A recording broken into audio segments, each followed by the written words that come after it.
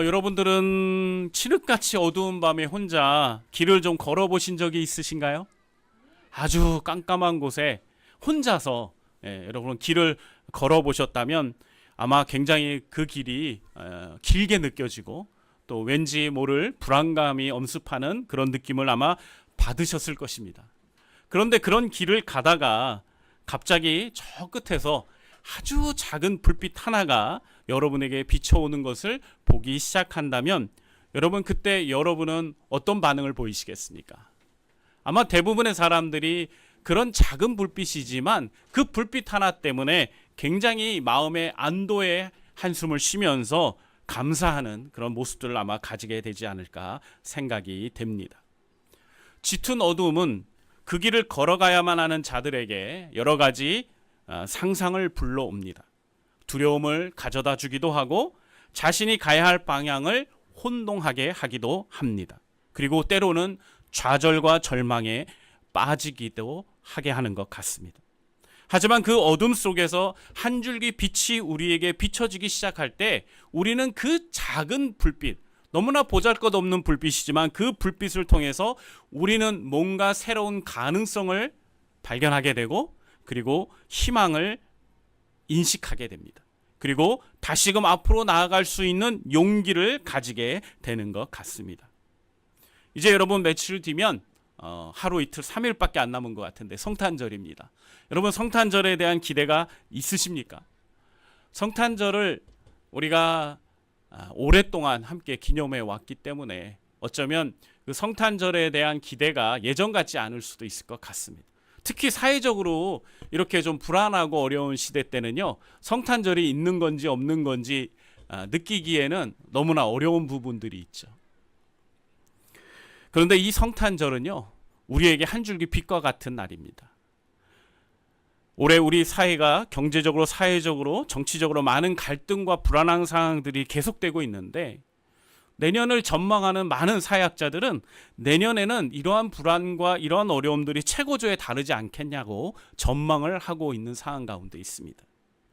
이렇게 너무나 어둡고 미래가 어둡고 우리를 불안케 하는 요소가 많이 있을 때 여러분, 우리는 이 성탄절을 생각하면서 이 성탄절의 의미가 우리에게 희망이 되는 것을 우리가 잘 이해할 수 있었으면 좋겠습니다. 성탄절은 단순히 화려한 조명이나 장식, 연말에 들뜬 분위기와 사랑하는 사람들에게 선물을 건네는 것에 그치는 것이 아닙니다. 이 성탄절은 성육신 하신 예수 그리스도를 통해서 그분의 겸손과 희생 그리고 사랑의 본질을 깨닫게 되는 매우 중요한 시간입니다. 대한민국의 현재 상황을 바라볼 때 올해 성탄절이야말로 너무나 중요하고 의미 있는 날이 아닐까 생각이 됩니다. 오늘 우리가 함께 읽은 이사야 9장은 영적으로 매우 어두운 시대에 하나님께서 주신 한 줄기 빛과 같은 메시지를 담고 있는 성경 말씀입니다. 이 당시 이스라엘 백성들은요, 아시리아 제국이 팔레스타인 지역 전체의 영향력을 확대하면서 큰 핍박과 전쟁의 위협에 시달리고 있었습니다. 그 당시 아시리아 제국, 고대 아시리아 제국은 굉장히 큰 나라를 다스리고 있었습니다. 오늘날로 말하면 이라크, 시리아, 터키 동남부, 이란 서부, 레바논, 이스라엘, 요르단, 시리아 일대, 그러니까 그 중동 지역 전체를 다 다스리고 있는 거대 제국이 바로 아시리아 제국인 거예요. 근데 그 나라가 지금 이 보잘것없는 너무나 작은 땅인 북이스라엘과 남유다 왕국을 전쟁의 위협 가운데 침략해 들어오고 있었던 것입니다. 이 당시 얼마나 백성들이 불안에 떨고 염려가 많았을까요? 그들 모두가 지금 이런 상황 가운데 있다는 것에 대해서 너무나 실망하고 너무나 불안감이 극에 다르고 아마 있었을 거라고 생각이 됩니다. 특별히 북이스라엘은 점점 아시리아에 의해서 거의 멸망일보 직전까지 가고 있었던 상황이었습니다. 그나마 남유다 왕국은 아시리아에게 의존해서, 이걸 보통 뭐라고 얘기하죠? 동맹관계, 어쩌면 조공관계라고도 할 수 있는데 그런 관계를 맺어서 살아남기는 했습니다. 그러나 그들의 처지는 어떠했냐? 인공호흡기를 달고 있는 중환자와 같은 모습을 가지고 있었던 것입니다. 그러다 보니 백성들은 이런 상황 가운데서 혼돈과 위협 속에서 늘 하루하루를 불안과 두려움에서 살아가고 있었던 것입니다. 이런 와중에 이 백성들을 위로하기 위해서 하나님께서 무엇을 하셨을까요? 아마 그들 중에는 지금의 이 현실 때문에 너무나 괴로워하고 너무나 불안해하면서 하나님께 간절히 기도하며 금식하며 하나님께 나아가는 백성들이 있었을 것입니다. 하나님, 이 나라 민족을 구원해 주십시오. 하나님, 이 나라의 민족의 전쟁의 위협으로부터 이 나라를 건져 주십시오라고 외치는 그런 수많은 하나님의 백성들의 애통한 기도가 들려지고 있었을 것입니다. 하나님은 그들의 기도를 듣고 침묵하셨을까요? 아닙니다. 하나님께서는 이사야 선지자를 통하여서 그들에게 하나님의 놀라운 계획에 대해서 말씀하고 계십니다. 내가 이제 너희들에게 새로운 나라의 환상을 보여주겠다. 내가 너희들을 위하여 메시아를 보내서 그 메시아 왕국, 하나님의 나라의 왕국을 내가 이 땅 가운데 이루어 주겠다라고 말씀하고 계시는 것을 오늘 우리는 이 이사야 9장을 통해서 발견하게 됩니다. 어둡습니다. 한치 앞도 내다볼 때 뭔가 희망이라는 것이 없습니다. 그래서 백성들은 절망하고 절규하면서 하나님께 메어 달리며 기도했습니다. 그리고 하나님께서는 그들을 위하여서 너희들의 힘으로 안 된다면 내가 너희들을 위하여서 내 아들 예수 그리스도를 보내겠다고 말씀하시면서 백성들을 위로하고 그들에게 이 칠흑 같은 어둠 속에서 한 줄기 빛을 발견하게 하고 계시는 것입니다. 물론 이러한 메시지들이 백성들이 기대했던 메시지와는 조금 다릅니다. 그렇게 압제받고 핍박받고 있었던 백성들은 어떤 메시지를 기대했을까요? 내가 이제 다윗과 같은 용맹한 군사를 너희들을 위해 보내주겠다. 내가 아시리아 제국보다 훨씬 강대한 나라를 통하여 그 아시리아 제국을 멸망시켜주겠다. 이런 메시지를 아마 백성들은 기대했을 거예요. 그런데 그런 기대에 섞인 하나님의 부응은 아니셨죠. 그런 소망을 이루어주시는 그런 응답은 아니었어요. 하지만 그거보다 더 좋은, 더 은혜롭고 영화로운 그런 응답이 바로 예수 그리스도를 통해서 우리에게 주어졌다는 사실을 우리는 믿을 수 있는 것 같습니다. 사실 여러분, 이스라엘 백성들이 왜 이런 핍박과 전쟁의 위험 속에서 어려움을 당하고 있을까요? 성경은 그것이 국제 정세 때문이라고 말하지 않아요. 성경은 뭐라고 얘기하죠? 이스라엘 백성들의 죄악 때문이라고 이야기합니다. 그들이 하나님의 말씀을 무시하고 하나님의 말씀에 순종하지 않았기 때문에 하나님께서 그들을 징계하시고 그들을 심판하시기 위해서 적국들을 사용하신다고 말씀하고 있습니다. 사실 이런 불행과 이러한 절망과 불안은 백성들 스스로가 초래한 결과입니다. 그래서 사실 백성들은 하나님 앞에 어떤 것도 말할 수 없고 핑계댈 수 없고 하나님도 그들의 그러한 모습을 보면서 그냥 내비두셔도 그들이 스스로 심판받고 징계받을 때까지 그냥 지켜만 보셔도 아무런 문제가 없는 겁니다. 그런데 하나님은 백성들을 향한 노여움을 거두시고 백성들의 죄악들의 그 불순종의 그러한 부분들을 잊으시고 다시 한번 이 백성들을 구원하시기 위한 위대한 놀라운 계획을 만들어서 오늘 이사야 선지자를 통하여서 백성들에게 선포하고 계시는 것입니다. 여러분, 우리는 이런 하나님을 보면서 우리 하나님이 얼마나 좋으신 분이신지, 얼마나 사랑이 풍성한 분이신지를 우리가 다시 한번 이해할 수 있게 되는 것 같습니다. 우리의 삶도 오늘 이스라엘 백성들의 삶과 같은 흑암과 같은 어두움이 우리에게 펼쳐져 있습니다. 사회학자들이 얘기하듯이 내년에 우리 대한민국의 운명은 어찌게 될지 아무도 장담할 수가 없습니다. 어제 제가 뉴스를 보니까 우리나라 달러 원화 환율이 1450원대를 넘어섰다는 이야기를 들었습니다. 사실 사업을 하시고 기업을 운영하시는 분들은 이 달러가 10원만 올라도 굉장히 벌벌벌 떠십니다. 그런데 갑작스럽게 몇십 원, 몇백 원이 오르고 있는 이 연말에 우리나라의 경제적인 상황들을 보면 얼마나 기가 막히고 얼마나 걱정이 많고 염려가 많겠습니까? 그런데 그러한 경제적인 그러한 현실은 우리 국민들, 일반 서민들에게도 당연히 영향을 미칠 수밖에 없어요. 지금 많은 대기업들이 명태자를 찾고 있습니다. 이제 취업한 지 1년, 2년만 된 사람만 대상으로도 지금 이제 명예퇴직을 하고 있는 사람들을 신청을 받고 있다는 한 대기업의 뉴스도 봤습니다. 여러분, 우리가 처해 있는 이 현실이 결코 만만치가 않습니다. 경제적으로, 사회적으로, 정치적으로 너무나 어려운 상황 가운데 있죠. 여기에 우리가 잘 인식하지 못하고 있는, 우리를 적대하고 있는 세력이 있다는 것 또한 여러분 잊지 않아야 합니다. 북한은 호싱탐탐 우리 남한을 노리고 있고, 기회만 된다면 우리 사회를 더 혼란의 소용돌이 가운데 놔두려고 온갖 계략을 쓰고 있습니다. 이런 상황 가운데서 지금 우리 대한민국의 운명은 풍정등화와 같은 운명이라고 해도 과연 너무나 과장된 것이 아니라고 생각을 합니다. 여러분, 이러한 때에 우리가 무엇을 해야겠습니까? 우리에게 각자에게 주어져 있는 그런 일들을 열심히 성실하게 감당할 뿐만 아니라, 우리는 한 사람의 그리스도인으로서 하나님 앞에서 이 나라와 민족을 위한 중보자로 서야 된다고 믿습니다. 그것이 우리의 소명이고 우리의 사명입니다. 어느 누구도 이 자리에서, 이 역할에서 면제된 사람이 없습니다.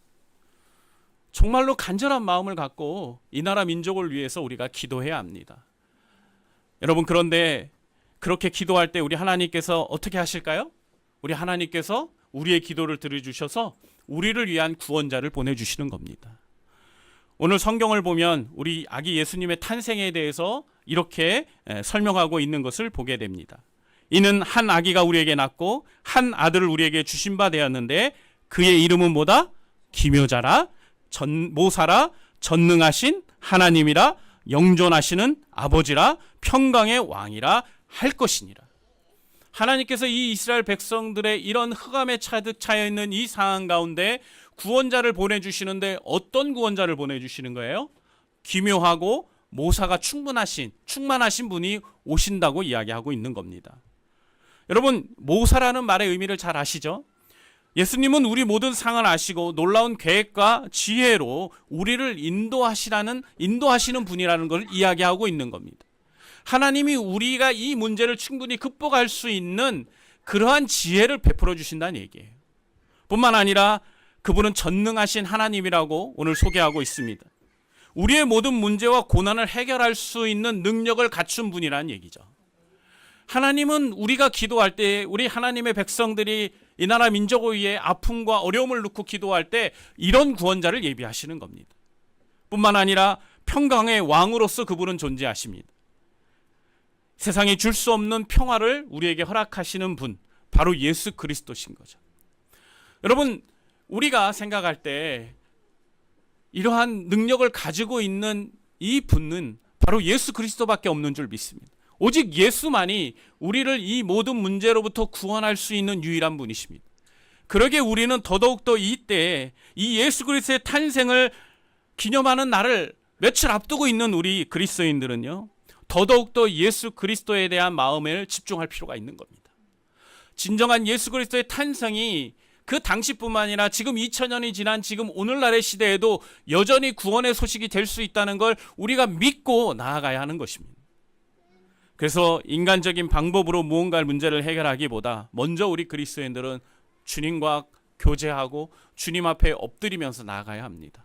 그리고 하나님이 만약 그러한 교제 가운데 여러분에게 특별한 부르심을 주신다면, 특별한 지혜를 부어주신다면 여러분이 그 자리에 가서 그 역할을 감당하는 성숙한 그리스도인들이 되어야 하는 것입니다.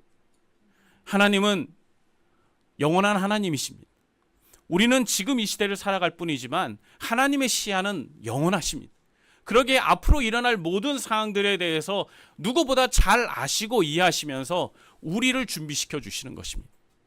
저는 우리가 이 어려운 상황 속에서 너무나 놀래거나 두려워하지 않고 더욱더 주님 바라보면서 마음의 평안을 유지할 수 있었으면 좋겠습니다. 많은 사람들이 불안해하는 이유가 무엇입니까? 두렵기 때문입니다. 미래를 알지 못해서 그렇습니다. 그런데 여러분, 우리는 미래를 압니다. 우리 주님께서 우리를 구원하시려는 그 미래의 계획을 우리는 알고 있습니다. 하나님은 결코 이 땅을 멸망시키지 않으실 것입니다. 이 나라 이 민족을 하나님이 그냥 무의미하게 사라지게 하지 않으실 것입니다. 하나님을 믿고 따르는 거룩한 하나님의 백성들이 지금도 우리나라 사회 각 곳곳에 들어가서 얼마나 선한 영향을 많이 비추고 있습니까? 이 땅에 있는 많은 교회들이 얼마나 이 사회를 더 살맛나게 하고 더 행복하게 만들고 있습니까?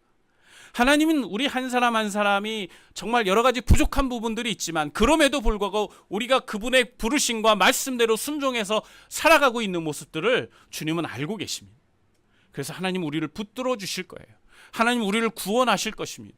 그러니 우리 마음 가운데 여러분 혹시라도 사회 여러 미디어와 뉴스에서 온갖 들려오는 소식 가운데 여러분을 불안케 하고 여러분을 불안하게 하고 두렵게 하는 소식들이 들려올 때 여러분 주님 바라보시길 바랍니다. 아멘이십니까? 그리고 주님이 이 모든 문제를 이 어려운 사항들을 극복하게 해주실 거라는 것을 믿고 그분의 원하는 대로 그분이 내게 인도하시는 대로 따라가시길 바랍니다. 흑암이 가득 찬 그 긴 터널에서 불빛이 보이면 우리가 어떻게 해야 돼요? 그 불빛을 따라가야 하는 겁니다. 맞지요, 여러분들? 불빛이 있는데 불빛과 정반대의 길을 가면 여러분 절대 이 터널을 벗어날 수가 없는 거예요. 우리 하나님께서 한 줄기 빛으로 이 땅 가운데 예수 그리스도를 허락하셨습니다. 그러니 여러분의 인생 가운데 혹이라도 짙은 어둠이 깔려 있다란 생각이 든다면 좌절하지 말고 거기서 멈춰 있지 말고 하나님이 비춰주시는 그 예수 그리스도를 바라보면서 힘차게 걸어가시길 바랍니다. 그러면 주님이 여러분의 그 길을 인도하고 계시는 걸 보게 될 거예요. 주님이 여러분에게 여러분이 무엇을 해야 하는지 어떤 길을 가야 하는지 하나님이 여러분에게 말씀해 주실 거라고 믿습니다. 오늘 본문의 7절 말씀을 보면 예수님은 우리에게 이 영원한 나라의 멋진 소망을 주시는 것들을 보게 됩니다. 우리 다시 한번 읽어보겠습니다. 시작. 그 정사와 평강의 너함이 무궁하며 또 다윗의 왕자와 그의 나라에 군림하여 그 나라를 굳게 세우고 지금으로 영원히 정의와 공의로 그것을 보존하실 것이라. 만군의 여호와의 열심히 이를 이루리라. 아멘. 여러분 보세요. 하나님의 나라가 영원히 세워질 거라고, 영원히 보존될 거라고 이야기하세요. 그리고 그 영원히 보존케 하는 그 원인이 뭐에 있다고 말씀하세요? 만군의 여호와의 열심이라고 얘기하고 있어요. 우리의 의가 아니에요. 우리의 열심이 아니에요. 하나님이 우리를 향한 열심으로 이 모든 것을 이루어 주시겠다고 약속해 주시는 거예요. 그러니 우리가 이 말씀을 믿고 나아간다면 무엇이 두렵겠습니까?